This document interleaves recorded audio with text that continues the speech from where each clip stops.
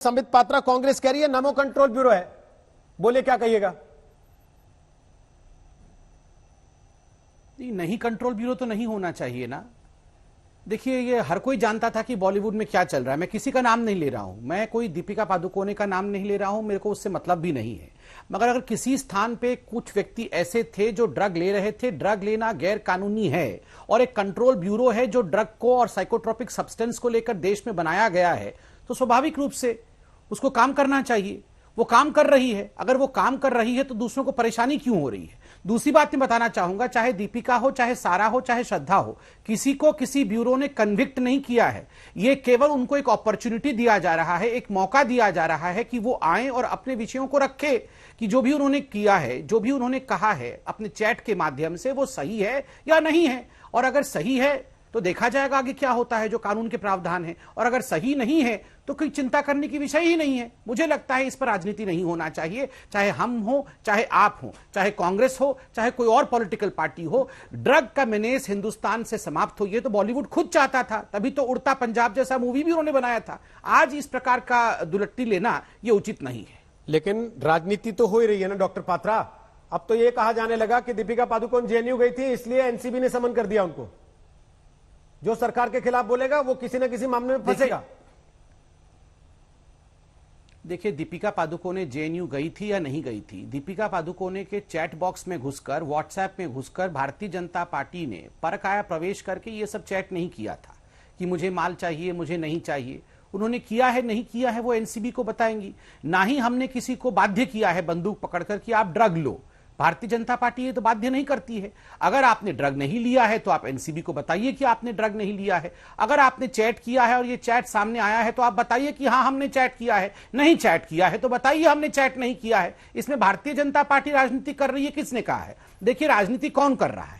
राजनीति कर रही है शिवसेना, राजनीति कर रही है कांग्रेस पार्टी। कांग्रेस पार्टी ने रिया चक्रवर्ती को बचाने के लिए बयान दिया कि रिया चक्रवर्ती बेचारी ब्राह्मण लड़की है और बंगाली ब्राह्मण लड़की है, इसलिए इसके बचाव में अधीर रंजन चौधरी कहते हैं कि 10,000 कार्यकर्ता कांग्रेस के उतर आएंगे। मैं कहता हूं, अनुराग कश्यप को लेकर जब पायल घोष ब्राह्मण बंगाली लड़की आकर कहती है कि मेरा रेप हुआ था, तब ये अधीर रंजन चौधरी और कांग्रेस पार्टी कहां गायब हो जाते हैं? उस समय तो एक भी कार्यकर्ता नहीं उतरता है मैदान में कि हम अनुराग कश्यप के खिलाफ आवाज बुलंद करेंगे। और ठीक वहीं शिवसेना, आप देखिए कंगना रनौत के खिलाफ जिस प्रकार की भाषा का प्रयोग करते हैं, हरामखोर कहते हैं, बिल्डिंग गिरा देते हैं, केस होता है, केस चल भी रहा है, उखाड़ देंगे जैसे भाषा का प्रयोग करते हैं। आप बताइए कंगना रनौत ने क्या कर दिया था? कंगना ने सिर्फ इतना ही कहा था कि जस्टिस फॉर सुशांत होना चाहिए, सुशांत को न्याय मिलना चाहिए। तो आप और व्यूअर्स खुद निर्णय लीजिए कि यहां राजनीति कौन कर रहा है। शोएब चौधरी, दीपिका पादुकोण के ड्रग चैट में नाम आने के बाद अगर उनको नोटिस जाता है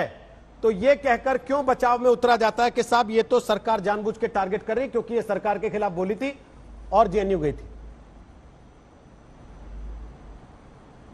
नहीं, देखिए, 34 साल पुरानी एनसीबी अगर 4-5 फिल्म स्टार्स को लेकर उन पर नोटिस भेजती है तो उस पर सीधा सीधा सवालिया निशान तो उठाया जाना ही चाहिए सरकार की नीयत पे।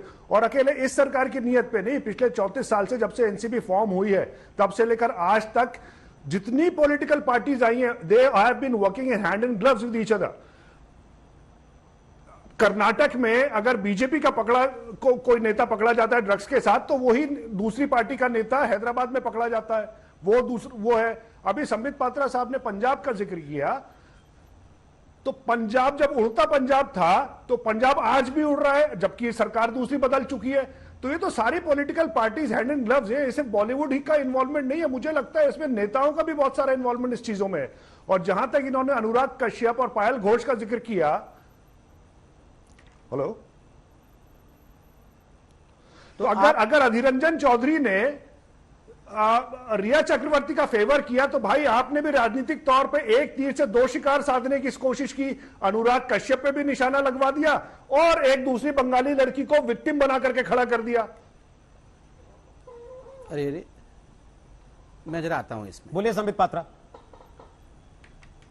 देखिए, बड़ा आश्चर्य का विषय है, दूसरी बंगाली लड़की को विक्टिम बना करके खड़ा कर दिया। मतलब ये जो पायल घोष है जिसने कहा कि मेरे को अपने बंगले पर बुला करके अनुराग कश्यप ने रेप करने की कोशिश की या रेप किया, तो ये अब जो है ये बंगाली लड़की केवल हमने विक्टिम बना के खड़ा किया है। वो लड़की विक्टिम नहीं है एक्चुअली, जो ये कह रहे रेप हैं नहीं कहा। आप देखिए रेप का तनुश्री इल्जाम दत्ता नहीं लगाया है। तो ऑर्गन फ्लैश करना क्या होता है साहब? आप जो नए डेफिनेशंस आए हैं रेप के, आप देख लीजिए उसको साहब। नए डेफिनेशन रेप के क्या होते हैं आप देख लीजिए, मैं यहां पर बोलना नहीं चाहता हूं, आप खुद देख लीजिए, आप पढ़े लिखे व्यक्ति हैं साहब। दूसरी बात है, मुझे समझ में नहीं आता है ये दोहरा मापदंड क्यों है। तनुश्री दत्ता अगर नाना पाटेकर के खिलाफ 10 वर्षों के बाद कहती है तो तनुश्री दत्ता असली विक्टिम है, और ये 10 वर्ष कुछ महत्वपूर्ण समय नहीं है, ये तो ठीक है 10 वर्षों बाद भी वो सच्चाई रख सकती है, मगर 5 वर्षों बाद अगर पायल घोष अपने विषय को रखती है तो ये समय इतना क्यों गुजर गया? 5 साल से पहले बोलना चाहिए था, और ये नकली विक्टिम है, किसी पॉलिटिकल पार्टी तो ने खड़ा यही किया है। लॉजिक, तो आप खुद देखिए दोहरा मापदंड कौन अपना रहा है। तो दोहरा मापदंड आपका कंगना के केस में नहीं है। जब कंगना ने अगर 6 साल पहले, शतरानी और बॉलीवुड ने 6 साल पहले एक्सेप्ट किया कि वो ड्रग्स लेती थी, तो उसके ऊपर आप नहीं केस करवाना चाहते, उसको समन नहीं करवाना चाहते, लेकिन उसके लिए आप खड़े होते हैं पायल घोष के लिए। उसके लिए 5 साल बाद अगर वो अपने बताती है कि उनके साथ कोई जुर्म हुआ था, उसके साथ आप आके खड़े होते हैं, तो कंगना रनौत पे ये लॉजिक क्यों नहीं अप्लाई होता? कंगना रनौत के खिलाफ भी ऐसे वो कीजिए। सर मैं आपसे एक सवाल पूछूं, sir you are a respected citizen of this country, आपसे एक सवाल पूछूं, आपकी इजाजत हो तो। आप पायल घोष की जो बात है उसको सही मानते हैं या गलत मानते हैं? आपको क्या लगता है पायल घोष के साथ खड़ा होना चाहिए या नहीं खड़ा होना चाहिए? आपको क्या इन्वेस्टिगेशन के बाद आप एक इंडिपेंडेंट इंडियन सिटीजन है। बिल्कुल। अच्छा, और तनुश्री दत्ता का जब हुआ था तब तो आप नाना पाटेकर के साथ, जिस महिला के साथ खिलाफ हो गए थे उसी समय। जिस महिला के साथ कभी कोई गलती हो उसको इमीडिएट जाके जाना चाहिए और रिपोर्ट कराना चाहिए। और मैं अच्छा, मतलब आप सर आप मानते हैं कि तनुश्री दत्ता ने भी गलत किया था नाना पाटेकर के विषय में 10 वर्षों के बाद बोलकर, और आपको नाना पाटेकर के साथ खड़ा होना चाहिए? हर उस लड़की ने जिसने रिपोर्ट नहीं की वो गलती है। रोकता हूं, शर्मिन चोपड़ा आ गई है बीच में, ट्विटर पे आने के बाद उठा रही हैं आप दोनों की बात सुनने के बाद। करें, एक सेकंड, मैं गलत मानता हूं।